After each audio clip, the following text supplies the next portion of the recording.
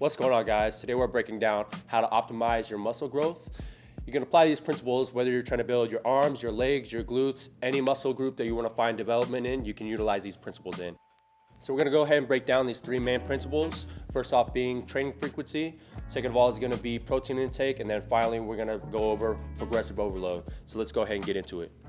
Training frequency is the most important when you want to focus on getting the most activation out of your muscle group. I find it's most optimal to hit the muscle group 2 to 3 times a week at different intensities. We're going to go ahead and use chest as an example here. You shouldn't do 3 days of heavy bench and expect to see development on a consistent basis. I would recommend hitting the muscle group at different intensities and from different angles as well. You can utilize dumbbells, cable work, also single arm movements. This is a great way to get different stimulus going through the muscle at different intensities. So an example week would kind of look like this. Day 1, you're going to go ahead and hit upper body, hitting 2 to 3 chest movements. Day 2, you're hitting lower. Day 3, you're hitting upper body again, hitting another 2 to 3 chest movements, also in addition to your other movements you have. Day 4, lower again. And then finally, day 5, you're hitting 2 to 3 chest movements, again, getting that activation going through the week. All right, now we're covering protein intake. You should keep your protein high throughout your training program.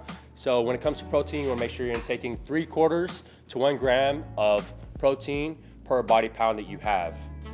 Most of your protein should come from food alone. Supplements are just to fill in the extra protein needs that you have at the end of the day. A slight caloric surplus will help drive muscle development and overall growth. When you're trying to increase size, calories are going to be key for you. If your goal is muscle development and weight loss, I recommend staying at maintenance or just below that to maintain overall calories so that you can still increase muscle mass, but also increase your weight loss. Our final concept is going to be progressive overload. So the basic outline of this is just to increase reps or weight over time. So our first example of this is just to go ahead and increase weight.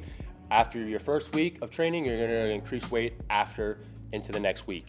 In training weekly, 3 sets of 10 at 100 pounds, you're going to increase to 3 sets of 10 at 110 pounds. That's exactly how to increase your training week after week. Our second example is you're going to go ahead and increase reps after your second week.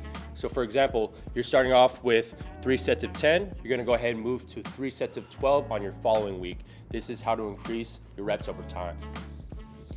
Our final example is going to be to increase overall working sets. So you're starting off with 3 sets of 10, and you finally move over to 4 sets of 10. This is going to help increase overall workload and overall volume in your training. I recommend trying out each of these concepts and throughout your entire training program. You're going to go ahead and increase for 3 weeks, and then you're going to turn back down and then repeat the same process.